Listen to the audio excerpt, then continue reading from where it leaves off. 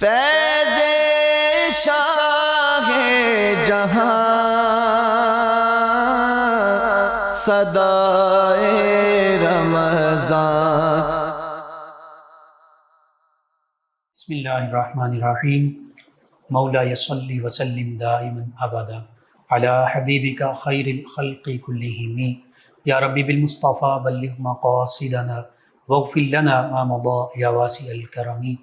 السلام علیکم ناظرین و سامعین کرام، 9 نیوز HD کے لائیو اسٹوڈیو سے رمضان المبارک کی اسپیشل ٹرانسمیشن صدائے رمضان کے ساتھ آپ کی خدمت میں حاضر ہے آپ کا میزبان محمد لقمان رضا۔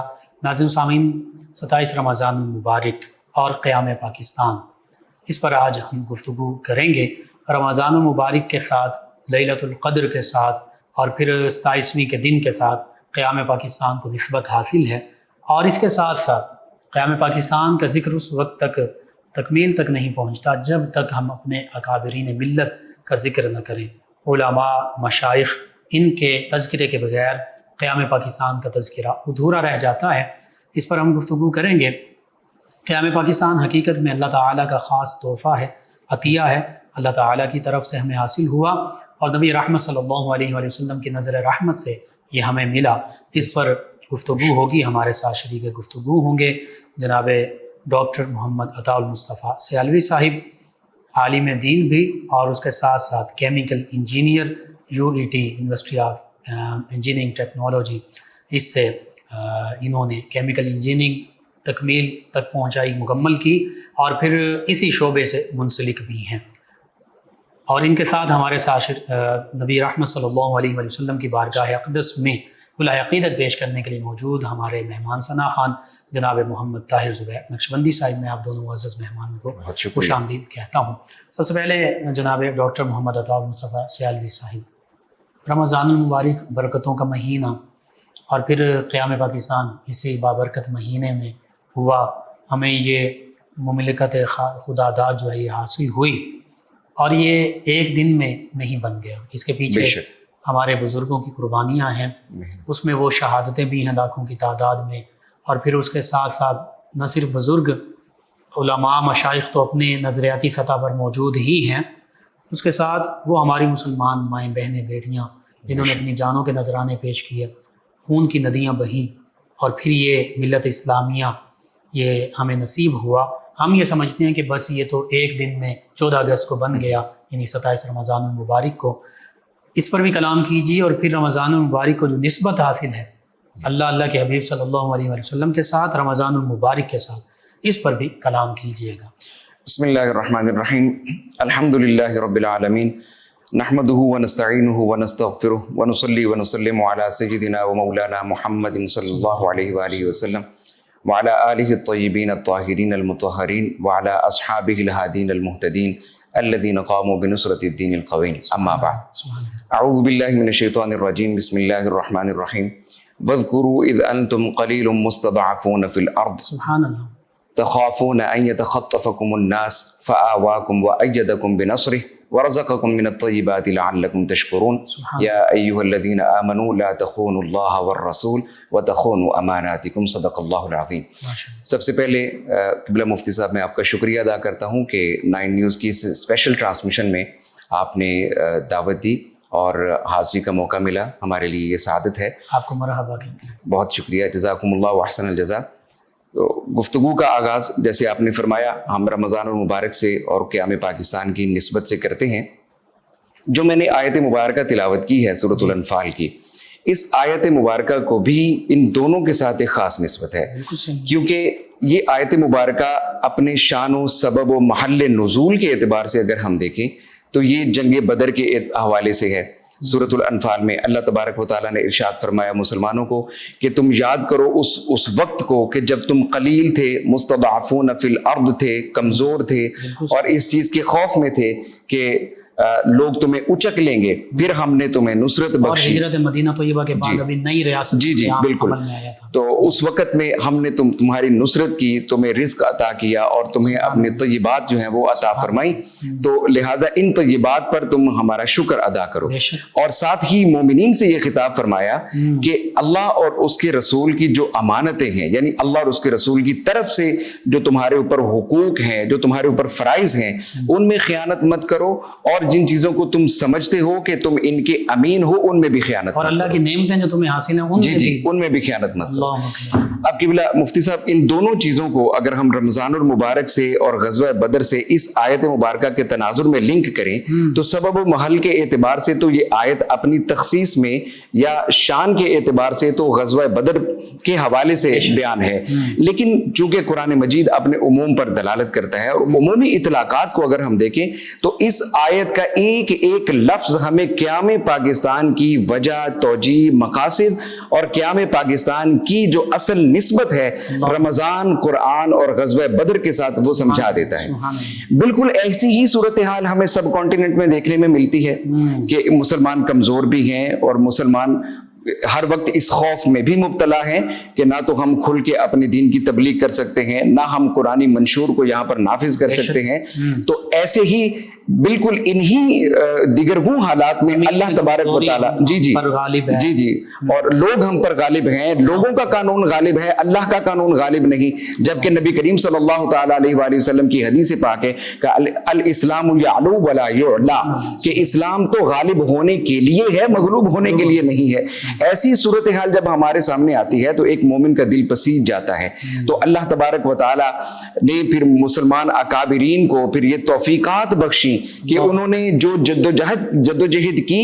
حضرت سیدنا مجدد الفسانی رحمۃ اللہ تعالی علیہ نے دو قومی نظریے کی جو بنیاد رکھی، یہ مابعد ہمیں 1947 میں آگے پاکستان کی صورت میں پھر ہمیں یہ مملکت ملتی ہے. درمیان میں جنگ آزادی بھی آ جاتی ہے، علماء اور مشائخ کی قربانی. جی پورا ایک پیٹرن آتا ہے، ایک تسلسل آتا ہے، ایک تبلیغی تسلسل ہے. پھر اس کے بعد تبلیغی مساعی کے ساتھ پھر ان کی مساعی جلیلہ جو ہیں وہ میدان جہاد میں ہیں. دیکھیں ہم صوفیہ چشت کو دیکھیں، خواجہ حافظ جمال اللہ ملتانی رحمۃ اللہ علیہ کو دیکھیں، حضرت بہاؤالدین زکریا ملتانی رحمۃ اللہ علیہ کو دیکھیں، یا ہم اپنے افکار کے اعتبار سے اگر دفاع کی بات کرتے ہیں شیخ شرف الدین یحییٰ منیری رحمۃ اللہ تعالی علیہ کو دیکھیں. ایک پورا تسلسل ہے، اور یہ تسلسل پھر آگے نتیجتاً پاکستان کی صورت میں 27 رمضان المبارک 1947 میں ہمارے سامنے آتا ہے. یہ کوئی ایک دن کی 10 سال کی 15 سال کی جدوجہد نہیں ہے. تو اس کا پورا ایک لنک بنتا ہے. لنک یوں بنتا ہے کہ اللہ تبارک و تعالیٰ نے 27 رمضان المبارک کو لیلۃ القدر میں قرآن مجید کا نزول فرمایا. قرآن مجید نازل ہوتا ہے، قرآن مجید ہمیں ملتا ہے. اب اس وقت میں جو ہمارے پاس 20ویں صدی کا یہ جو وقت ہے، یا بر صغیر کے مسلمانوں کے اوپر جو یہ صورتحال ہے، جو یہ سچویشن بن چکی ہے، اب اس وقت میں اس قرآن کے نافذ کیے جانے کے حوالے سے اور اس قرآن کی پریکٹیکل امپلیمنٹیشن کے حوالے سے ہمیں ایک کنٹری ریکوائرڈ ہے جو خلافت راشدہ کے اسی بہترین نظام کو اپنے اسی نہج پر قائم کر دکھائے. اس کنٹری کو اللہ تبارک و تعالیٰ نے پھر اسی رات میں جو ہمیں عنایت فرمایا ہے، یہ اللہ تبارک و تعالیٰ کی طرف سے ایک اشارہ ہے کہ دیکھو پہلے میں نے تمہیں منشور دیا، اب میں تمہیں اس سچویشن میں سب کانٹیننٹ کے اندر ایک تمہیں خطہ دے رہا ہوں. اس خطے میں اس منشور کو نافذ کرو، میری حاکمیت اور سالمیت کا تحفظ کرو، اور جو شریعہ کے قوانین ہیں ان کو نافذ کر کے دکھاؤ. تو یہ اس کے پیچھے جو تھیولوجی، جو اس کے پیچھے ایک آئیڈیالوجی ہے، وہ کوئی سیکولرزم بیسڈ نہیں ہے، وہ کوئی آپ کہہ لیں کہ سوسائٹی بیسڈ نہیں ہے، وہ کوئی کلچرل بیسڈ نہیں ہے. یہ بالکل ایک ڈیوائن اللہ تبارک و تعالیٰ کی طرف سے ہماری سپورٹ ہے، اور اس کی ایک آئیڈیالوجی پوری ڈیوائن آئیڈیالوجی ہے. ڈاکٹر صاحب دیکھیں، یہ تو قائد اعظم محمد علی جناح علیہ رحمہ نے بھی فرما دیا تھا کہ ہمارا آئین اور قانون تو وہ ہے جو 1400 سال پہلے سے ہمارے پاس موجود ہیں. اور یہ بھی ساتھ فرما دیا تھا کہ ہم تو پاکستان کو اسلام کی لیبارٹری، تجربہ گاہ بنائیں گے. جی بالکل، یہ 1948 میں قائد اعظم علیہ رحمہ نے یہ فرمایا تھا کہ تجربہ گاہ ہوگی پاکستان. اور جو منشور کی آپ نے بات فرمائی، یہ عثمانیہ یونیورسٹی حیدرآباد کے اندر قائد اعظم نے 1941 میں جو ایڈریس کیا تھا، اس سوال کے جواب میں قائد اعظم سے جب کوسچن آنسر نشست ہوئی تو اس میں ایک طالب علم نے کوسچن پوچھا، یونیورسٹی اسٹوڈنٹ تھا، کہ جی آپ کا کانسٹیٹیوشن کیا ہوگا؟ होगा। तो कायदे आजम की जो वर्डिंग, क्योंकि कायदे आजम खुद माशाल्लाह कानूनदान थे, तो कायदे आजम की जो वर्डिंग थी वो ये थी कि हमारा जो लेजिस्लेशन और कॉन्स्टिट्यूशन होगा वो डिवाइन लेजिस्लेशन होगा, कुरान के होते हुए हमें किसी मंशूर की जरूरत नहीं। फिर उनसे पूछा गया कि जी आप इस आइडियोलॉजी को कैसे समझते हैं, तो आपने फरमाया कि मैं इस मुस्लिम आइडियोलॉजी को यूं समझता हूं कि क़याम पाकिस्तान और दो कौमी नजरिया की बुनियाद तो उसी दिन पड़ गई थी जब सब कॉन्टिनेंट के अंदर पहला शख्स जो है वो मुसलमान हुआ था। तो उसी वक्त जो है वो दो कौमी नजरिया की प्रोपेगेशन स्टार्ट हो गई थी। ये कैसे हो सकता है?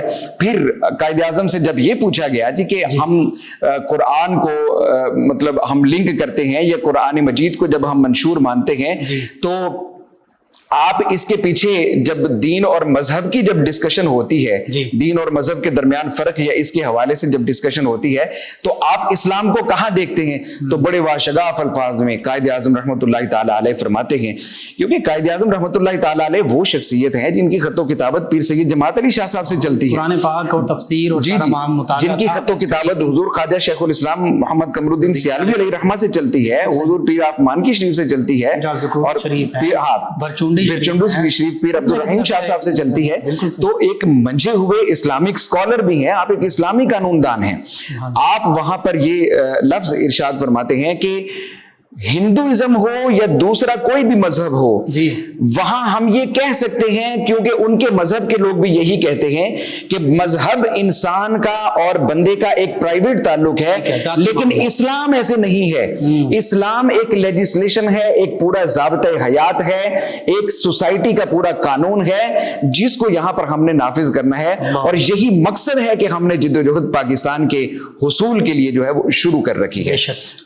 तो इससे पता चलता है कि कायदे आज़म अलैहिर्रहमा जो है वो इस बात को समझते थे कि पाकिस्तान का जो वजूद है ये इस्लाम की सरबुलंदी के लिए है, ये इस्लाम मुखालिफ किसी भी थ्योरी के लिए नहीं है, किसी भी प्रैक्टिकल वर्क के लिए नहीं है।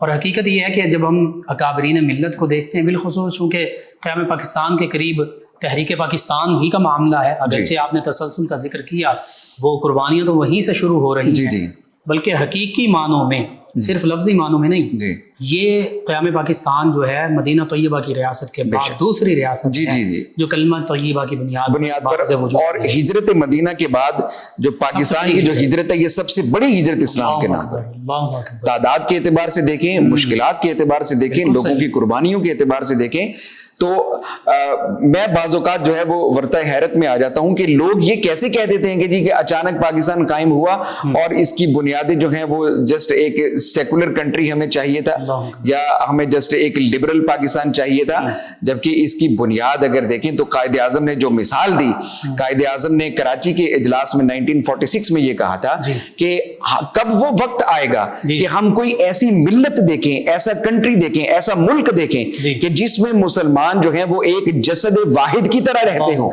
जैसे नबी करीम सल्लल्लाहु ताला अलैहि वसल्लम का फरमान मुबारक है जिसको इमाम मुस्लिम ने अपनी सही में जो है वो रिवायत किया है। हजरत नुमान बिन बशीर रदियल्लाहु ताला अन्हु इसकी रावी हैं और मुख्तलिफ तुरुक के साथ ये हदीस जो है मुकर्ररात में शामिल है कि सरकार दो आलम सल्लल्लाहु ताला अलैहि वसल्लम ने इरशाद फरमाया कि मसलुल मुमिनीन फी तवाद्दिहिम, कि मुसलमानों की जो मिसाल आपस में एक दूसरे के साथ प्यार और मोहब्बत के एतबार से है या आपस में एक दूसरे के साथ रवादारी के एतबार से है, वो मसलुल जसदी, कि एक जिस्म की मानिद है। फिर एक दूसरी हदीस पाक में नबी करीम सल्लल्लाहु अलैहि वसल्लम ने इरशाद फरमाया कि जिस्म के एक उज़्व को यानी सर को अगर तकलीफ होती है तो पूरा जिस्म उस तकलीफ को महसूस करता है। तो कायदे आज़म इस हदीस के तनाजुर में बात करते हुए कहते हैं कि कब वो वक्त आएगा कि हम भी अपनी जिंदगी में ये देखें कि हमारे पास एक ऐसा मुआशरा कायम हो चुका है कि जिसमें एक फर्द वाहिद की तकलीफ पूरे मुआशरे की तकलीफ होती है। आपने सेकुलरिज्म की बात की, तो देखिए हिंदुस्तान अब भी सबसे बड़ी सेकुलर स्टेट होने का दावेदार है जी। तो जो अपने आप को सेकुलर लिबरल कह रहे हैं और वो उस कहते हैं कि हम प्रैक्टिकली भी उस पर काम कर रहे हैं, वहाँ देखिए सेकुलर का माना ये किया जाता है कि तमाम जो है उनको आज़ादी हासिल होगी, हत्ता कि तमाम मज़ाहिब के मानने वालों को इस्लाम से बढ़कर تمام مذاہب کے ماننے والوں کو ان کے عقیدے، مذہب، روایات کے مطابق آزادی کس نے دی ہے؟ کوئی نہیں دے سکتا. کوئی نہیں دے سکتا. اگر سیکولرزم کے لوگ جو ہیں سیکولرز کو دعویٰ کرتے ہیں تو پھر انڈیا کی حالت دیکھ لیں. جی جی جو سیکولر اسٹیٹ کہتے ہیں اپنے آپ کو، جی جی مسلمان بھی مظالم کا شکار، کبھی عیسائیوں پر مظالم توڑے جاتے ہیں، کبھی سکھوں پر مظالم توڑے جاتے ہیں.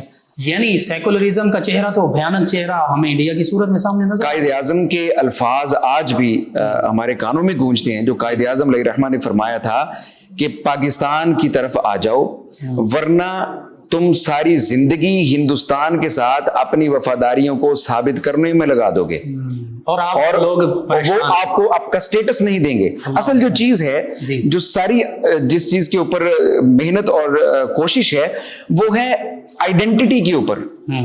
جب کسی قوم کی آئیڈینٹی آن سٹیک ہو جاتی ہے، اس کا جب تشخص پر حملہ ہونا شروع ہو جاتا ہے تو پھر اس قوم کا وجود ہی نہیں رہتا. بالکل صحیح. تو مسلم آئیڈیالوجی یا دو قومی نظریہ یہ سارے کا سارا مسلم آئیڈینٹی کے اوپر بیس کرتا ہے.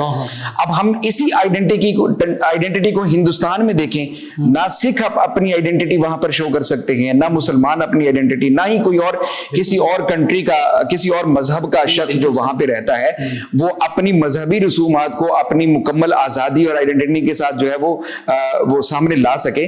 تو قائد اعظم نے اسی مسلم تشخص کو سامنے رکھتے ہوئے اس تحریک کا جو ہے وہ آغاز کیا تھا کہ اصل میں اس وقت ہمارا تشخص آن سٹیک ہے، ہمیں جانا نہیں جاتا، ہم پہچانے نہیں جاتے کہ ہم کیا چیز ہیں. اور جیسے ابھی 27 رمضان المبارک کے حوالے سے یا رمضان المبارک میں قیام پاکستان کے حوالے سے مجھے علامہ اقبال کا وہ شعر یاد آ گیا کہ حضرت علامہ اقبال علیہ الرحمہ نے فرمایا تھا کہ میرے عرب کو آئی تھی ٹھنڈی ہوا جہاں سے، میرا وطن وہی ہے، میرا وطن وہی ہے. اور خاص ہے ترکیب میں قوم رسول ہاشمی. یہ کس طرف ہے سارے معاملات؟ یہ دیکھیے ڈاکٹر صاحب، بالکل وطن کی محبت یہ بھی ضروری ہے، لیکن اسلام صرف وطن کی محبت تک نہیں رہتا. علامہ اقبال علیہ الرحمہ نے ہی اس کا ذکر کیا تھا کہ جو قوم ہے وہ وطن سے نہیں ہے، وہ مذہب سے ہے. یعنی ہم مسلم قوم ہیں، پاکستانی بعد میں ہیں، جی بے شک، مسلمان پہ. لیکن جو علامہ اقبال کا یہ جو میں نے بھی شعر کوٹ کیا ہے، اس کا جو پہلا مصرع ہے وہ ماں بعد وطن کی تشریح کر دیتا ہے کہ وطن کون سا وطن کہ جہاں سے میرے عرب کو ٹھنڈی ہوا آئی تھی، اور وہ وطن اسلامی وطن ہی ہو سکتا ہے کہ جہاں پر آپ کی شریعت کا قانون جو ہے وہ نافذ کیا جائے. اور مسلم ہیں ہم، غالباً فرمایا تھا ایک ہو سارا جہاں ہمارا. جی بے شک بے شک. بہرحال اس پر انشاءاللہ گفتگو کا سلسلہ جاری رکھتے ہیں. ہمارے ساتھ موجود ہیں ہمارے مہمان ثنا خان جناب محمد طاہر زبیر نقشبندی صاحب، جو نبی کریم صلی اللہ علیہ وسلم کی بارگاہ ناز میں ہدیہ عقیدت پیش کریں گے. جی جناب محمد طاہر زبیر نقشبندی صاحب. رسول امین ختم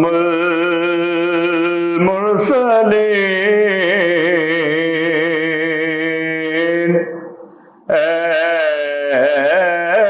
رسول امین ختم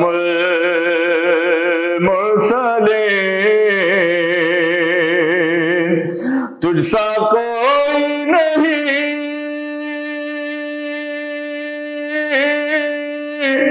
تجھ سا کوئی نہیں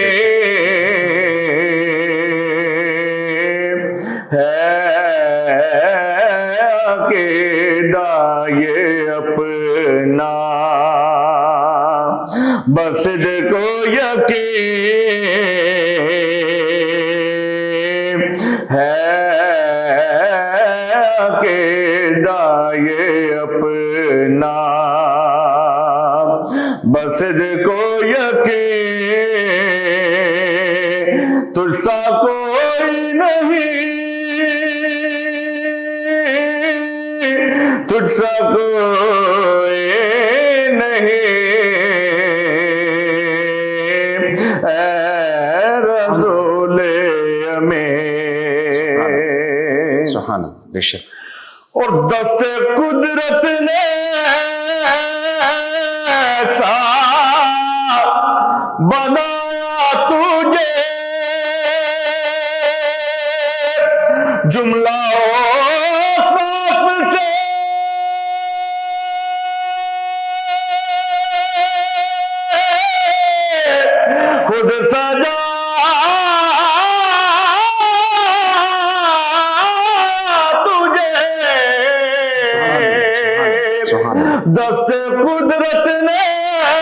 ایسا بنایا تجھے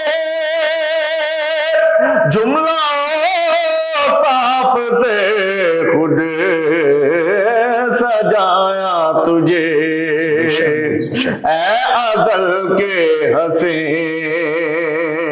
اے ابد کے حسین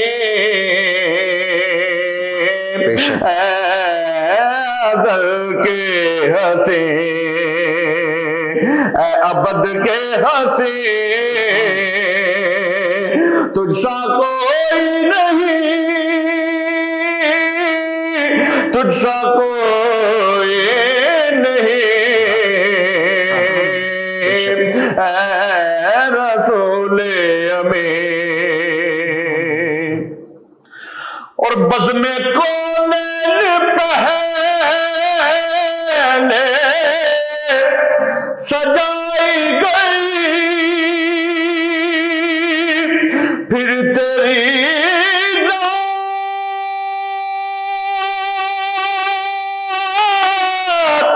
منظر پہلا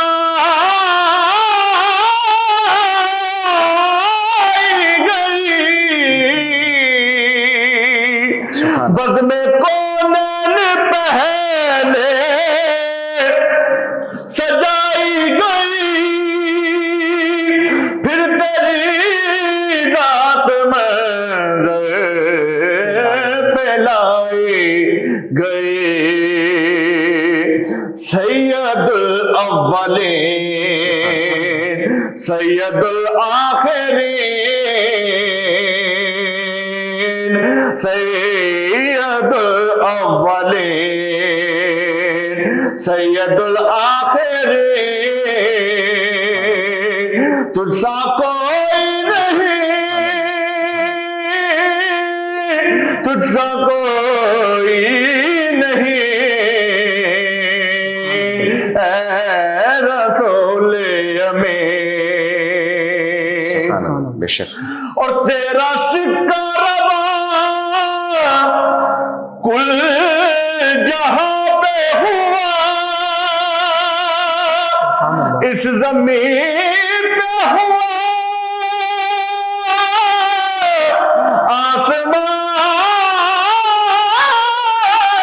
آسمان پہ ہوا بے شک تیرا سکہ رواں کل جہاں پہ ہوا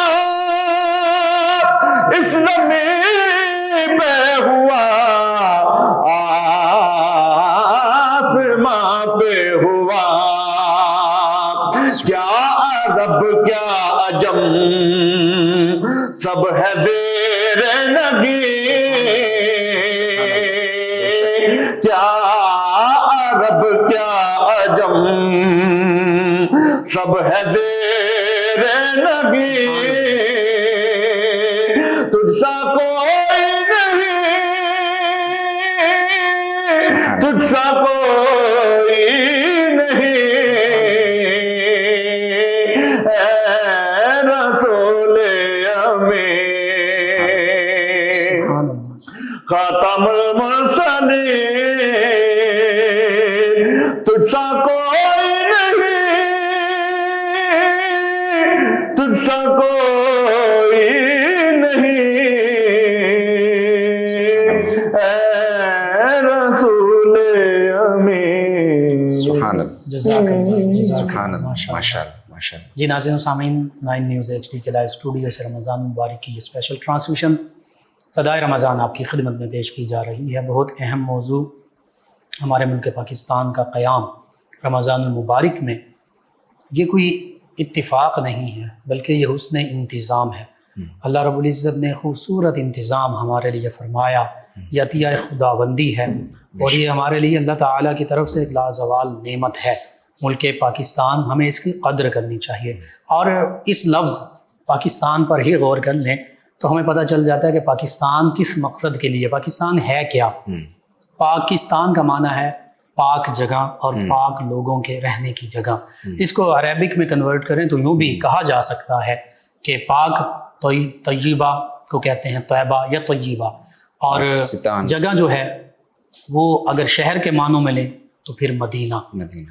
تو مدینہ طیبہ یہ ایک معنی پاکستان کا یہ بھی بنتا ہے. یعنی یہ مدینہ طیبہ میں جو ہستی ہیں کائنات کی سب سے عظیم ہستی اللہ رب العزت کے بعد، اس عظیم ہستی کی نظر رحمت سے ہمیں ملا ہے، اور اسی مدینہ طیبہ کا عکس ہے، پرتو ہے، وہ رحمتیں ہیں ہم پر اللہ رب العزت کی بھی اور اللہ کے پیارے حبیب مکرم صلی اللہ علیہ وآلہ وسلم سے کی بھی، اور پھر انہی ذوات مقدسہ سے نسبت رکھنے والی ہستیاں، اولیاء کاملین، صالحین، عرفاء، اولیاء، صلحاء، اور پھر علماء حق. اسی وجہ سے یہ اس میں موجود رہے. اور پھر ایک وقت ایسا بھی تھا تحریک پاکستان کا کہ جب نعرہ ہی یہ تھا کہ مسلم ہے تو لیگ میں آ، یعنی مسلم لیگ جو قیام پاکستان کے لیے اس وقت کی مسلم لیگ جو حقیقی معنوں میں مسلمانوں کی جماعت تھی، اس میں ہر مسلمان پھر جوق در جوق شامل ہوا. اور علماء و مشائخ نے تو پھر اپنی انتھک قربانیاں جو ہیں مسلم لیگ کے لیے بھی اور ملک پاکستان کے قیام کے لیے بھی وہ پیش کیں، اور وہ قربانیاں ہی تھیں کہ ہمیں یہ ملک پاکستان خوبصورت پاکیزہ جگہ پاک لوگوں کے لیے یہ حاصل ہوئی. اس پر مزید گفتگو کریں گے جناب ڈاکٹر محمد عطا المصطفیٰ سیالوی صاحب سے، کہ قاری بھی ہیں ماشاءاللہ. بڑی بات ہے قرآن مجید فرقان حمید کو قرات اور عربی مخارج اور لہجے میں پڑھنا، یہ آقا کریم صلی اللہ علیہ وسلم کا حکم بھی ہے اور ضروری بھی یہی ہے. پھر عالم دین بھی ہیں، اور اس کے ساتھ ساتھ PhD ڈاکٹر، اسلامک علوم پر بھی ایک گہری نظر رکھتے ہیں، اور دنیاوی علوم میں انجینئرنگ سے ریلیٹڈ خاص علم جو ہے کیمیکل انجینئر ہیں اور اسی شعبے سے وابستہ ہیں.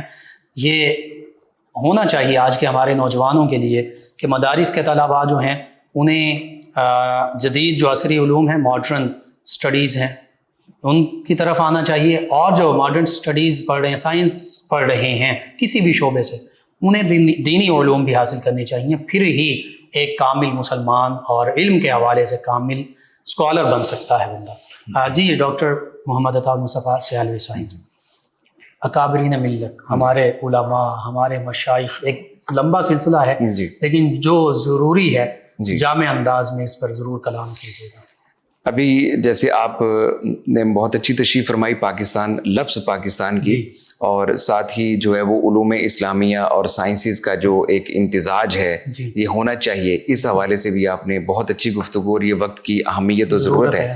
میں یہاں یہ چیز جو ہے وہ ایڈ کرنا چاہتا ہوں کہ ایسے ہی اسکالرز ہمیں تحریک پاکستان میں ملتے ہیں. اللہ اکبر. 1897 کی پٹنہ کی سنی کانفرنس کو اگر ہم دیکھیں تو اس میں خطاب فرمانے والی ایک شخصیت ایسی ہیں جو وقت کے مجدد بھی ہیں، مفتی بھی ہیں، شیخ الحدیث بھی ہیں، سائنسدان بھی ہیں، جن کو آج لوگ اعلیٰ حضرت امام احمد رضا بریلوی رحمۃ اللہ تعالیٰ علیہ پہلے مسلم سائنٹسٹ آپ ہیں. بالکل. تو اس کے علاوہ بھی ہمیں شخصیات جو ہے وہ ملتی ہیں، لیکن اعلیٰ حضرت کے حوالے سے جو ہم دیکھتے ہیں تو تحریک محبت میں بات نہیں کر، جی یہ حقیقت کی بنا ہے. علی گڑھ یونیورسٹی کے پروفیسر جو ہیں میتھمیٹکس کے، وہ آپ سے آ کے مسائل بالکل ایسے ہی ہے، بالکل ایسے ہی. اور اس کے لوگرتھم کے بھی، اور اس کے علاوہ جو ہمارے اس کے مسائل ہیں خاص طور پہ جو ٹرائنگل سے ریلیٹڈ ہیں، یا جو ہمارے ارضیات سے متعلق جو ریلیٹڈ جو مسائل ہیں خاص طور پہ زمین کی ڈویژن کے حوالے سے، تو وہ لوگ اعلیٰ حضرت سے آ کے رقبے کیلکولیٹ کرواتے تھے اور پھر اس کے مطابق اپنی ڈویژن کیا کرتے تھے. ایسے لوگوں نے قربانیاں دی ہیں. تحریک قیام پاکستان میں ان لوگوں کی قربانیاں شامل ہیں. یہ صرف ہم ان کے نام اس لیے نہیں لیتے کہ ہمیں ان سے عقیدت ہے، ہمارا ان سے تعلق ہے ہی کیوں؟ ہماری اگر ان سے عقیدت بھی ہے تو ہے ہی کیوں؟ اسی وجہ سے تو عقیدت ہے کہ یہ نبی کریم صلی اللہ علیہ وسلم کے اس دین متین کے خادم تھے، اور ہم ان کے نقش قدم پر چلنے کی کوشش میں ہیں. جو ایک انہوں نے تحفہ پاکستان کی صورت میں اپنی قربانیاں دے کر، اپنا لہو گرما کر، اپنے بچوں کو قربان کر کے، اپنی جوانیاں بڑھاپے قربان کر کے، جو ایک انہوں نے پاکستان کی صورت میں ہمیں تحفہ 27ویں شب کو جو ہے وہ عنایت فرمایا ہے، ہم اس کو سنبھال تو سکیں. تو اس کی تاریخ تو بہت پرانی ہے، لیکن ہم 1857 کی جنگ آزادی سے آتے ہیں.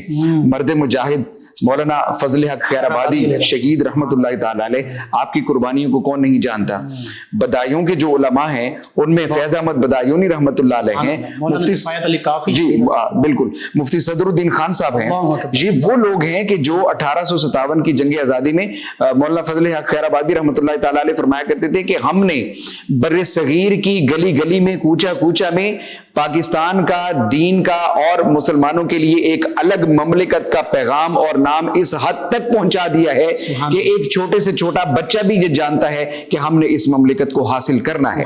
پھر ان لوگوں پر جو ظلم کیا گیا, جو تشدد کیا گیا, پھر ان لوگوں پر جو نہتے ان کے اوپر جو فائرنگ کی گئی, ان کا جو قتال کیا گیا, کالا پانی بھیجا گیا, کالے پانی میں بھیجا گیا, کیا کیا بعض کا زہر کا معاملہ ہوا, بعض کا تو وہ کھانے میں جو سور جو ہے اس کا معاملہ کیا گیا. جی ایسے ہی. اور پھر یہاں سے پھر ہم جو ہے ہمارے اکابر جو ہیں انہوں نے سنی کانفرنس کی ایک بنیاد رکھی, جس کا پہلا اجلاس 1857 میں پٹنہ میں ہوتا ہے. آل انڈیا سنی کانفرنس تھی, اور اس میں بلکہ اس کو آل انڈیا بھی چلے نام کی حد تک تو ہم کہہ سکتے ہیں, ورنہ یہ ایک انٹرنیشنل سنی کانفرنس تھی, جس میں ہم دیکھتے ہیں کہ مدینہ شریف سے جو ہے وہ قطب مدینہ مولانا ضیاء الدین شاہ صاحب رحمۃ اللہ تعالی علیہ جیسی شخصیات بھی مابعد میں شامل ہیں, اور آپ کے علاوہ بھی مطلب عرب سے شخصیات جو ہیں وہ اس تحریک میں شامل ہیں.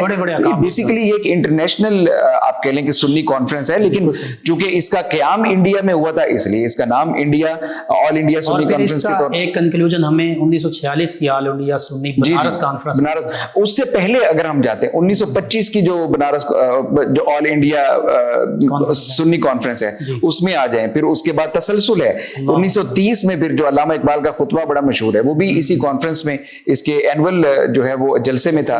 اس کے بعد 1935 کی کانفرنس میں آ جائیں, پھر 1940 کی قرارداد مقاصد میں آ جائیں, پھر 1941 میں عثمانیہ یونیورسٹی میں آ جائیں, پھر 1945 میں آپ ایڈورڈز کالج پشاور میں چلے جائیں, پھر 1946 میں آپ بنارس کی کانفرنس میں آ جائیں جہاں محدثی کچھوچوی رحمۃ اللہ تعالی علیہ نے خطبہ استقبالیہ میں کہا تھا کہ اب ہم اس اسٹیج پر ہیں کہ اگر جناح پیچھے ہٹتے ہیں تو ہٹ جائیں, مگر ہم خدا کے اس قانون کے نفاذ کے لیے جس مملکت پاکیزہ کی طرف بڑھ چکے ہیں ہم یہاں سے پیچھے نہیں ہٹ سکتے. اور اگر یہاں پہ دیکھا جائے تو پیر آف مانکی شریف, پیر عبد الرحیم شاہ صاحب رحمۃ اللہ علیہ, پیر برچونڈی شریف والے جو پیر ہیں, بڑے واشگاف الفاظ میں انہوں نے کہا کہ ہم قائد اعظم کے ساتھ ہیں ہی اس لیے کہ ہم مملکت خداداد پاکستان اسلام کے نام پر چاہتے ہیں, شرعی بنیادوں کے اوپر جہاں پر قوانین رکھے جائیں, جہاں نفاذ اسلامک لیجسلیشن کا ہو, اسلامک جیورسپروڈنس کا ہو, ہم وہ مملکت چاہتے ہیں. اگر اس میں ہمارے ساتھ دھوکہ ہوتا ہے تو سب سے پہلے چھوڑنے والے بھی ہم ہوں گے, اور یہ وہ وقت ہے کہ جب یہ لوگ کمزور ہیں بظاہر. اور آپ دیکھیں خواجہ محمد قمر الدین سیالوی حضور شیخ الاسلام رحمۃ اللہ تعالی علیہ غریب نواز, آپ کی شخصیت کو دیکھیں کہ ایسٹ ویسٹ پنجاب کا جو وزیر اعلیٰ ہے خضر ریاض ٹیوانہ, اس کی طرف سے جب آپ کو پیشکش کی جاتی ہے تو آپ بڑے واضح الفاظ میں یہ فرماتے ہیں کہ پہلے تو آپ کمشنر سرگودا کی طرف سے بھیجا گیا جو ٹائٹل اس کو پھاڑ کے پھینک دیتے ہیں کہ مجھے تو یہ ٹائٹل چاہیے ہی نہیں. آج بھی درگاہ سال شریف میں اگر ہم جاتے ہیں تو قائد اعظم کی جو خط و کتابت ہے آپ کے خطوط ہمیں ملتے ہیں جو حضور شیخ الاسلام کے ساتھ ہے. تو حضور شیخ الاسلام کے الفاظ آپ نے فرمایا کہ خضر ریاض ٹیوانہ وزیر اعلیٰ پنجاب ضرور ہوگا, ایسٹ ویسٹ پنجاب کا پورے کا وزیر اعلیٰ تھا اس وقت, اور یہ اس کی ڈیوٹی تھی کہ جو مشائخ اس طرح سے جو ہے وہ متحرک ہیں اور لوگوں کو تحریک میں لانے کی کوشش کر رہے ہیں ان کو پیشکش کی جائے, ان کو روکا جائے جس بھی طرح سے. تو حضور شیخ الاسلام خواجہ محمد قمر الدین سیالوی رحمۃ اللہ علیہ نے فرمایا تھا کہ میں نے اللہ تبارک و تعالیٰ کے 99 ناموں میں خضر ریاض ٹیوانہ کہیں نہیں پڑھا, تو یہ خدا تو ہو نہیں سکتا. تو اس لیے یہ جدوجہد دیکھیے آج کے دور میں اگر ہم دیکھیں اس پیراڈائم میں دیکھیں کہ جہاں ہمارے پاس ایک آزاد ملک بھی موجود ہے, ہم پھر بھی اتنی واضح اور سیدھی بات نہیں کر سکتے. ہم ڈرتے بھی ہیں, ہمارے اوپر خوف کا تسلط بھی ہوتا ہے اور ہمیں دبایا بھی جاتا ہے. لیکن آپ یہ دیکھیں کہ یہ وہ بزرگ ہیں کہ جن کے پاس ابھی کوئی آزاد مملکت نہیں ہے, ابھی اگر ان کے اوپر تسلط ہے تو انگریز کا ہے, اور اغیار قابض ظلم ہو سکتا ہے اور ہوا بھی ہے.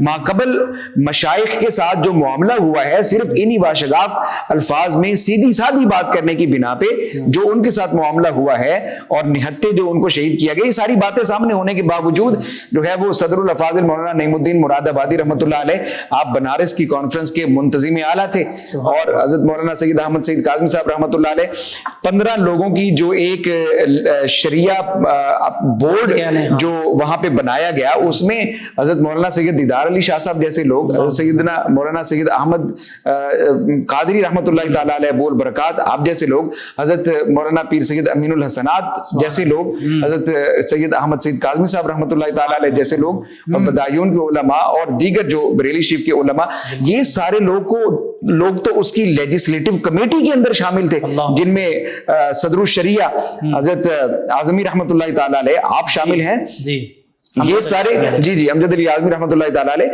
ये सारे लोग तो इस पाकिस्तान की वो जो कमेटी थी लेजिस्लेटिव कमेटी में ये लोग शामिल थे। तो इन लोगों की जो कुर्बानियां हैं, इन लोगों की जो मसाई जलीला हैं, और फिर अल्लामा इकबाल के साथ जो इनका एक रब्त है, कायद आजम के साथ इनका जो एक रब्त है, खास तौर पर फिर स्टूडेंट्स के साथ जो इनका एक रब्त है, नौजवानों के साथ जो एक रब्त है, फिर और आमतुल मुस्लिमीन में तो सीधी सी बात है, वो कहते थे कि हम गली गली कूचे कूचे में पाकिस्तान का नारा लगा चुके हैं। तो ये जो कॉन्फ्रेंसेस हुई हैं और ये जो सारी जिद्दोजहद है, ये मतलब कोई आने वाहिद में नहीं हुई, और इसके पीछे इसका मतलब ये तो लिबरल या सेकुलर मुल्क के लिए नहीं हो रही, नहीं, ये तो इस्लाम की तजर्बागाह बन रही है, इस्लाम की तजर्बागाह बन रही है, और इस्लामी कवानीन का निफाज है, और डिवाइन लेजिस्लेशन की इम्प्लीमेंटेशन चाहिए। बिल्कुल सही। तो ये इसलिए हो रहा है सारा, जो एक हमारी बदकिस्मती है डॉक्टर साहब, देखिए बेशक कि करारदाद मकासिद और उन मामलात में अगरचे इस्लामी दफात वो सारी शामिल हैं, लेकिन हकीकी मानों में प्रैक्टिकली हमें वो नज़र नहीं आते मामलात, बहुत कम नज़र आते हैं, उनकी तरफ तवज्जो नहीं दी जाती। फिर हमारे उलमा और मशाइख पाकिस्तान बनने के बाद, चूँकि इन्हें ज़ाहिरी ओहदों और मनासिब से तो कोई ताल्लुक ही नहीं था, कोई लालच तो थी ही नहीं, ये तो लिल्लाहियत और मुसलमानों के लिए ये सारे अवामिल सर अंजाम दे रहे थे। लेकिन उसका एक हमें ये मानना पड़ेगा नुकसान हुआ कि जब उलमा और मशाइख पीछे हटे, अगरचे वो ज़ाहिरी लालच नहीं रखते थे, लेकिन वो ओहदे और मनासिब की जानिब आना चाहिए था, या सियासत की जानिब आना चाहिए था, ताकि भाग दौड़ जो है वो इन्हीं हमारे उलमा और मशाइख के हाथ में होती। उस वजह से जब हम देखते हैं तो फिर वो हटते हटते आज हमें ये दिन देखने में, असल में हमारी बदकिस्मती ये है कि हमारे यहाँ नजरियात को लॉन्च किया जाता है, आइडियाज को लॉन्च किया जाता है, और उन्हीं आइडियाज को लेके फिर हम चल पड़ते हैं, ना उसकी बेसिस देखते हैं, ना अपनी बुनियादों को खंगालते। जिधर की हवा चली उधर, जिधर की हवा चली, जो चला दी गई बस उस तरफ हम चल पड़े। हमने जाहिरन तो आज़ादी हासिल कर ली, लेकिन हकीकतन हम ज़हनी तौर पे और इकोनॉमी के एतबार से या कल्चर के एतबार से अभी भी हम खुद गुलाम बने हुए हैं। आप देखिए तालीमी निज़ाम लॉर्ड जी पुलिस और जो जस्टिस जो जुडिशरी का निज़ाम है वो भी वही पुराना जी, बिल्कुल वो वैसे निज़ाम भी वही जी। ऐसे हम ब्रिटिश लॉ इम्प्लीमेंटेड है, जबकि बैरिस्टर्स जो है वो अभी भी उमर्स लॉ पढ़ते हैं बरतानिया में जाके, तो अब हम उनसे अपना कानून लेके तो इधर नाफिज करने तो कहते हैं वही ओबे उमर्स लॉ। हाँ, ये एक पूरा एक पैटर्न ही ऐसा मतलब सेट हुआ है। व्हाई नॉट कि हम इसको अपने पैटर्न पे लेके आए, यानी जो हमारे अकाबिर का जो खुलफाए राशिदीन ने जो एक पैटर्न दिया था हम उस पर लेके जाएं। तो बदकिस्मती से हमारे यहाँ एक जो तबकाती तकसीम बर्रे सगीर में की गई कि डिवाइड एंड हवाले से नहीं, कितने हवालों से डिवाइड एंड रूल, मजहब के, कल्चर के हवाले से, सोसाइटी के हवाले से, तो डिवाइड एंड रूल पॉलिसी जो हमारे अंदर डिवीजन, जी हाँ, तो डिवाइड एंड रूल पॉलिसी जो एक रखी गई उसमें इस्लाम को सिर्फ मुल्लायत तक महदूद कर दिया। ये समझा गया जी कि इस्लाम जो है वो सिर्फ नमाज रोजे की हद तक है, जैसे कि बाकी अदियान समझते हैं कि प्राइवेट ताल्लुक है खुदा का। कि बनी इसराइल के तमाम अंबिया किराम अलैहिस्सलाम सियासत फरमाया करते। देखिए आप सूरत सौद का मुताला करें, दूसरे रुकू में अल्लाह तबारक व तआला ने क्या फरमाया, या दाऊद इन्ना जअलनाका खलीफतन फिल अर्द फहकुम बैनन नास बिल हक। सुभान अल्लाह। और दूसरी तरफ आप सूरतुल माइदा में आ जाएं, रियासत का भी जिक्र हो गया, जुडिशरी का भी जिक्र, अदल इंसाफ का भी जिक्र, अदल इंसाफ का भी जिक्र हो गया, और अल्लाह तबारक व तआला की तरफ से अपॉइंट किए जाने वाले खलीफा का भी जिक्र हो गया कि ये चुनिंदा लोग जो हैं इनका मकसद क्या है। बात की कता कलामी की माजरत, इस हदीस मुबारक में जो मैंने पहले बयान की, इसके बाद आका फरमाते हैं कि क्योंकि मेरे बाद नबी नहीं है, तो अब मेरे बाद खुलफा होंगे जो ये खलीफतन फिल अर्द और फहकुम बैनन नास बिल हक, ये सारे मामलात चलाएंगे जी, बिल्कुल ऐसे। लेकिन हम उस उस्मानिया खिलाफत भी तोड़ी गई जी इन्हीं दिनों में, तहरीक पाकिस्तान, क़याम पाकिस्तान के दौरान, तहरीक पाकिस्तान के दौरान, तो पता चला कि ये तो पूरी दुनिया में मुसलमानों को तोड़ा जा रहा है। ऐसे ही है, और मुसलमानों डिवाइड एंड रूल पॉलिसी चल रही है। अल्लाह तबारक व तआला ने बड़ा वाज़ेह सूरतुल माइदा में ये इरशाद फरमाया, लिकुल्लिन जअलना मिनकुम शिरअतन व मिनहाजा। तो हम अपनी शरीयत से, अपने मिनहाज से, अपने नहज से हम क्यों हटते? असल मकसद हमारा ही, देखिए हमने अपनी इकोनॉमी को जब इस्लामिक बुनियादों पे नहीं रखा तो इकोनॉमी अगियार ने ले ली। जब इकोनॉमी अगियार के पास चली, अगर थोड़ी बहुत है तो वो सूद के निज़ाम है ना, जाहिर है हमारे पास तो दुश्मनी अल्लाह और उसके रसूल सल्लल्लाहु अलैहि वसल्लम है ही कुछ नहीं हमारे पास। हकीकतन देखे तो हमें किसी खुशफहमी में नहीं रहना चाहिए, ہمارا سب کچھ اس وقت اغیار کے ہاتھوں میں ہے. شکنجے میں. جو ایک مقصد تھا پاکستان کو حاصل کرنے کا، جو یہ ساری قربانیاں تھیں، جو اس کے پیچھے ایک ساری موومنٹ تھی جی. ہماری شناخت کے حوالے سے، وہ کہاں رہ گئی؟ بالکل صحیح. وہ صرف نام کی حد تک رہ گئی. ڈاکٹر صاحب قرآن و حدیث بھی پڑھیں تو وہ تو سب سے پہلے ہے نا، اول منبع اور مرکز ہے. جی جی ہمیں یہ روشنی پھر ملتی ہے. جی آپ چلیں شاعر مشرق اور مصور پاکستان علامہ اقبال علیہ رحمہ، جی ان کی چونکہ بات کی جاتی ہے تو انہیں کی شاعری پڑھ لیں. جی اس میں یہ سبھی جو آنے والے دن اور اس حوالے سے ہمیں ملتا ہے، جی تنبیہ ایسے ملتی ہے کہ بالکل اگر ایسے تو اسلام کی جانب اور قرآن اور اسلامی تعلیم کہ محمد سے وفا تو نے تو ہم تیرے ہیں، یہ جہاں چیز ہے کہ اللہ و قلم تیرے ہیں. اور وہ تو ہمیں بتا گیا اگر ادھر آؤ تو پھر ترقی اور کامیابی دوسری طرف جاؤ دوسری طرف لیکن بدقسمتی یہ ہے کہ ہم نے دوسری طرف کو آپٹ کر لیا. جو میں بات یہ کرنا چاہتا تھا کہ ڈیوائڈ اینڈ رول پالیسی میں جو ملائیت تک یا دین کو صرف ایک مسجد تک محدود کر کے رکھ دیا گیا اور یہ آئیڈیا ہم میں لانچ کر دیا گیا، تو آج یہ کہا جاتا ہے کہ دین کا سیاست سے کیا تعلق ہے. تو علامہ اقبال رحمۃ اللہ تعالیٰ علیہ فرماتے ہیں کہ جدا ہو کر دین سیاست سے تو رہ جاتی ہے چنگیزی. تو وہ چنگیزی ہی تو ہم میں ہے آج، جس کے ہاتھ میں لاٹھی ہے. مائٹ از رائٹ والی بات ہے. تو پھر تو علامہ اقبال نے یہ بھی کہا تھا، پھر اگر اسی جمہوریت کو لے لیتے ہیں آپ، جی اسلام کی جمہوریت تو وہ شورائی ہے. جی ٹھیک ہے، اگر اس کو لیتے ہیں تو آپ فرماتے ہیں کہ جمہوریت ایسا طرز حکومت ہے جس میں بندوں کو گینا کرتے ہیں، تولا نہیں جاتا ہے، یعنی گنا جاتا ہے تولا زیادہ ہو گئے تو وہ ادھر چلے گئے. تو بہرحال یہ تو پورا ایک نظام. دیکھیں حضرت عبدالعلیم صدیقی میرٹھی رحمۃ اللہ علیہ، آپ کی جو ہے وہ اسلامک لیجسلیشن کے حوالے سے جو کوششیں ہیں، اور بعد ازاں پھر ان کے جو صاحبزادے مولانا شاہ مندورانی صدیقی رحمۃ اللہ تعالیٰ علیہ ان کی، تو اب ان کو جو ہے وہ پاکستان میں بعد ازاں خاص طور پہ تنقید کا نشانہ بنایا جاتا تھا. اور ابھی بھی تنقید کا نشانہ جو بھی ریلیجیس اسکالر سیاست میں آتا ہے کہتے ہیں جی کہ علماء کا سیاست سے کیا تعلق. اچھا بھئی بات یہ ہے کہ اگر علماء کا سیاست سے تعلق نہیں ہے، سوسائٹی کے اندر خدا کا قانون نافذ کرنے سے تعلق نہیں ہے، تو میں یہ پوچھتا ہوں کہ سیدنا نوح علیہ السلام نے کیا کیا تھا، سیدنا ابراہیم علیہ السلام نے کیا کیا تھا، یا سیدنا موسیٰ علیہ السلام نے کیا کیا تھا. کریم صلی اللہ علیہ وسلم. تو چلتے چلتے حضرت سیدنا عیسیٰ علیہ السلام، اور پھر آخر میں وَمُبَشِّرًا بِرَسُولٍ يَأْتِي مِن بَعْدِهِ اسْمُهُ احمد، سرکار دو عالم صلی اللہ تعالیٰ علیہ وآلہ وسلم. آپ نے خود جو ریاست مدینہ کی بنیاد رکھی ہے، تو آپ کی جو مدنی زندگی ہے، اور اس میں اگر ہم دیکھتے ہیں تو ہمیں کم و بیش 50 سے زیادہ چھوٹی بڑی جنگیں ملتی. تو ریاست کا سربراہ بھی آپ ہیں، سپہ سالار بھی آپ ہیں، چیف آف آرمی اسٹاف بھی آپ ہیں، اور بھی ہیں. سب آپ صلی اللہ علیہ وسلم کی جو شخصیت ہے، آپ کی شخصیت کو تو حیثیات جو ہیں وہ آپ کے جو جہات ہیں، ڈائمینشنز ہیں، وہ ختم ہی نہیں ہو سکتی، وہ تو ہم گن ہی نہیں سکتے. تو مطلب میرے کہنے کا یہ ہے کہ سب سے بڑا پرابلم ہی یہ ہوا ہے ہمارے ساتھ، جس وجہ جو آج ہم 75 سال بعد بھی ایک خمیازہ بھگت رہے ہیں، پرابلم ہی ہمارے ساتھ یہ ہوا ہے کہ پاکستان کو سیاست کو دین سے الگ کر دو. دین کا نام ہی نہ رہے، ملائیت اور چیز ہو، دین قرآن حدیث پڑھنے پڑھانے تک محدود رہ جائے، اور ریاست جو ہے وہ اپنے امور جیسے تیسے سر انجام دے. ہم یہ کہہ رہے ہیں کہ دین جو ہے یہ قابل عمل نہیں ہے. قابل عمل، جی جی بالکل، ہم عملی طور پہ یہ کہہ رہے ہیں، یہ حقیقت ہے اور ہمیں اس حقیقت کو ہم جھٹلا نہیں سکتے. ہم عملی طور پہ یہ کہہ رہے ہیں. دیکھیں آج بھی ہمارے یہاں پیٹرنز کون سے فالو کیے جاتے ہیں؟ کلچرل پیٹرنز، سوسائٹی کے پیٹرنز ہمارے یہاں کون سے فالو کیے جاتے ہیں؟ جو اغیار ہمیں دیتے ہیں، جو نظریہ ہمیں لانچ کر دیا جاتا ہے، تو پھر وہی ہم فالو کر کے ہم نے 75 سال میں کوئی کامیابی حاصل کی؟ ہمارے پاس کوئی کامیابی نہیں سوائے اس کے کہ ہم دو ٹکڑے ہو گئے.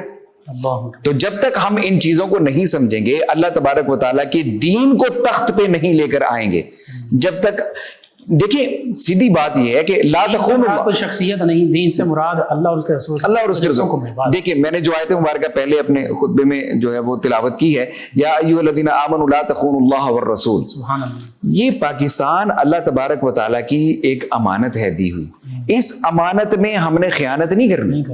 دیکھیں آیت ظاہر ہے اپنے عموم پر بھی دلالت کرتی ہے، تو اگر ہم اس آیت سے رہنمائی لیتے ہوئے نظریہ پاکستان کو سمجھتے ہیں، یہ قیام پاکستان کے حصول کو ہم دیکھتے ہیں، تو آج مطلب اس شب قدر میں، لیلۃ القدر میں اسی قرآن مجید کا نزول بھی ہے. تو دیکھیں اللہ تبارک و تعالیٰ میں فرما رہے ہیں کہ اللہ اور اس کے رسول نے جو امانتیں تمہیں دی ان میں خیانت مت کرو. پاکستان اللہ تعالیٰ کی ایک امانت ہے. اچھا ڈاکٹر صاحب یہاں پہ نا مجھے ایک بات بظاہر مزاحیہ اور تنزیہ ہے، لیکن حقیقت میں یہ رونے والی بات ہے.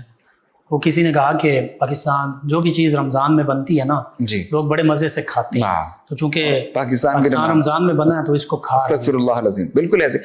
اور دیکھیں کہ جو بھی اللہ اور اس کے رسول کی اس امانت میں خیانت کرے گا، جس نے آج تک خیانت کی اس کی نسلیں نیست و نابود ہوئیں، اللہ اکبر، بالکل صحیح، جو اب کرے گا اس کی بھی نسلیں نیست و نابود بالکل ہوگی۔ صحیح ہے۔ تو یہ اللہ تعالیٰ کی ہمارے پاس ایک ایسی امانت ہے، اس کو جس نام پہ ہم نے لیا تھا، جس نظر پہ ہم نے لیا تھا کہ جی ہم اس میں شریعہ کو نافذ کریں گے، ہمیں اسی طرف جدوجہد کرنی اور اس چاہیے۔ میں اے ٹو زی کوئی بھی ہو، کوئی بھی جو مخلص جی ہے جی جی ٹھیک ہے، بالکل، اسے آگے ہونا چاہیے۔ ہاں بالکل صحیح۔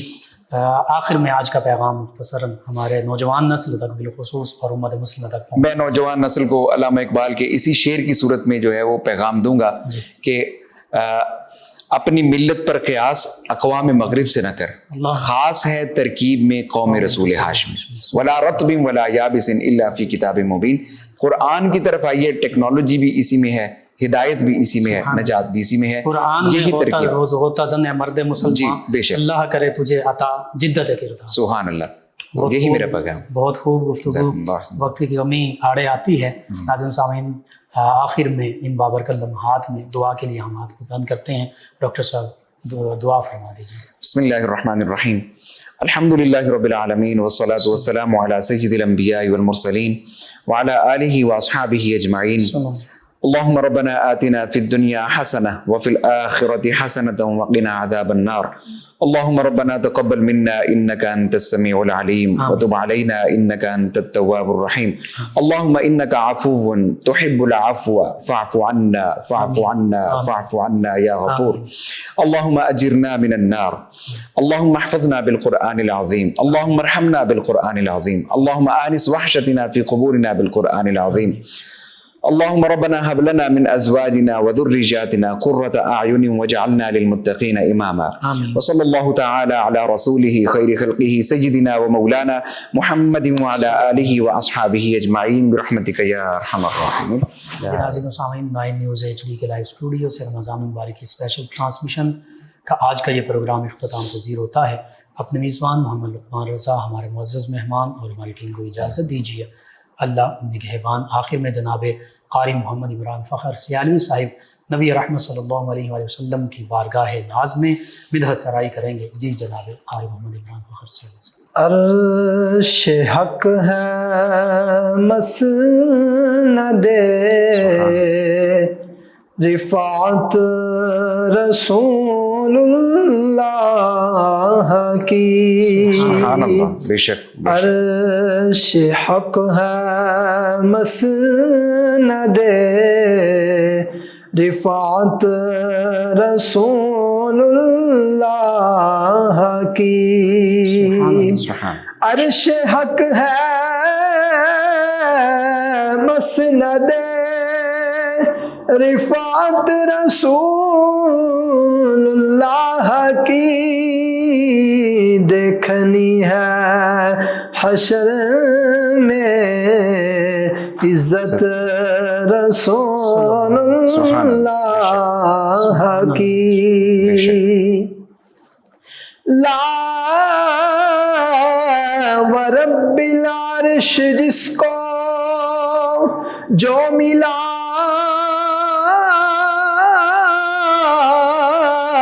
ان سے ملا، لا ورب العرش جس کو جو ملا ان سے ملا، بٹتی ہے کونین میں نعمت رسول اللہ کی، بٹتی ہے کونین میں نعمت رسول اللہ کی، سبحان اللہ، سبحان اللہ۔ سورج الٹے پاؤں پلٹے چاند اشارے سے ہو چار،